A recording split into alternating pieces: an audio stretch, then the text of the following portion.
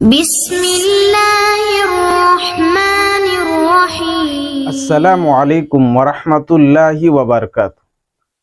الحمدللہ رب العالمین والصلاة والسلام علی رسولہ الکریم، اما بعد۔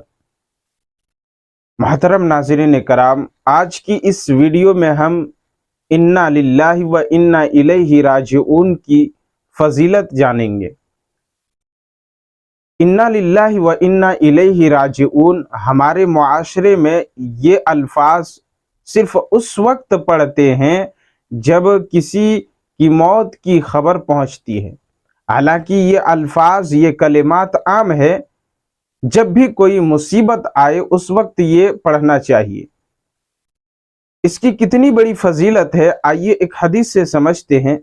حضرت ام سلمہ رضی اللہ عنہا بیان کرتی ہیں کہ میرے خاوند، میرے شوہر حضرت ابو سلمہ رضی اللہ عنہ ایک دن نبی صلی اللہ علیہ وسلم کی خدمت سے ہو کر میرے پاس آئے اور خوشی خوشی فرمانے لگے کہ آج میں نے ایک ایسی حدیث سنی ہے جس سے میں بہت خوش ہوا ہوں۔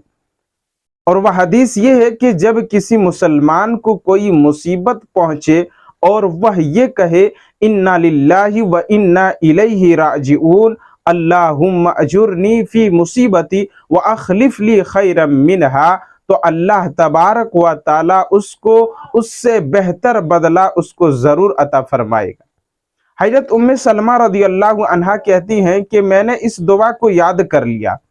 جب حضرت ابو سلمہ رضی اللہ عنہ وفات پا گئے تو میں نے یہ کلمات پڑھے، لیکن چونکہ مجھے یہ خیال آیا کہ بھلا مجھے حضرت ابو سلمہ رضی اللہ عنہ سے بہتر شوہر کون مل سکتا ہے، چنانچہ میری عدت گزر گئی، 4 ماہ 10 دن ہو گئے۔ ایک روز میں ایک خال کو دیواگت دے رہی تھی، نبی صلی اللہ علیہ وسلم تشریف لائے اور آپ صلی اللہ علیہ وسلم گھر کے اندر تشریف لانے کی اجازت چاہی۔ میں ہاتھ دھو ڈالی، خال کو رکھ دیے اور نبی صلی اللہ علیہ وسلم سے اندر تشریف لانے کی درخواست کی اور آپ صلی اللہ علیہ وسلم کو ایک گدی پر بٹھا دیا۔ آپ صلی اللہ علیہ وسلم نے مجھ سے اپنا نکاح کرنے کی خواہش ظاہر کی۔ میں نے کہا یہ تو میرے لیے بڑی خوش قسمتی کی بات ہے، لیکن اول تو میں بڑی غیرت والی ہوں، اور دوسرا یہ کہ میں عمر رسیدہ ہوں، اور تیسرا یہ کہ میں بال بچے والی ہوں۔ نبی صلی اللہ علیہ وسلم نے فرمایا کہ تو سنو، ایسی بے جا غیرت اللہ رب العالمین تمہاری دور کرے گا، اور رہی عمر کی بات تو ایج میں بھی کوئی چھوٹا نہیں ہوں، عمر میں کچھ بھی تم سے چھوٹا نہیں ہوں، میری عمر بھی زیادہ ہے، اور رہی بچوں کی بات تو تمہارے بچے میرے ہی بچے ہیں۔ یہ سن کر میں نے کہا پھر تو میرے لیے کوئی عذر کی بات نہیں ہے، چنانچہ نبی صلی اللہ علیہ وسلم کے ساتھ میرا نکاح ہو گیا۔ اللہ نے مجھے اس دعا کی برکت سے میرے میاں، میرے خاوند ابو سلمہ رضی اللہ عنہ سے بہتر عظیم الشان کو، یعنی نبی صلی اللہ علیہ وسلم کو میرا شوہر بنا دیا۔ یہ اس دعا کی فضیلت ہے۔ تو اس دعا کی فضیلت یہ ہے کہ اگر کوئی انسان، کسی کو کوئی مصیبت پہنچتا ہے اور وہ اس دعا کو پڑھتا ہے تو اللہ تبارک و تعالی اس سے بہتر اس کو بدلہ ضرور عطا فرماتا ہے۔ حضرت ابو موسیٰ اشعری رضی اللہ عنہ بیان کرتے ہیں کہ رسول اللہ صلی اللہ علیہ وسلم نے فرمایا کہ جب کسی مومن کا بچہ فوت ہوتا ہے تو اللہ تبارک و تعالی فرشتوں سے کہتا ہے کہ کیا تو نے میرے بندے کے بچے کی روح قبض کر لی؟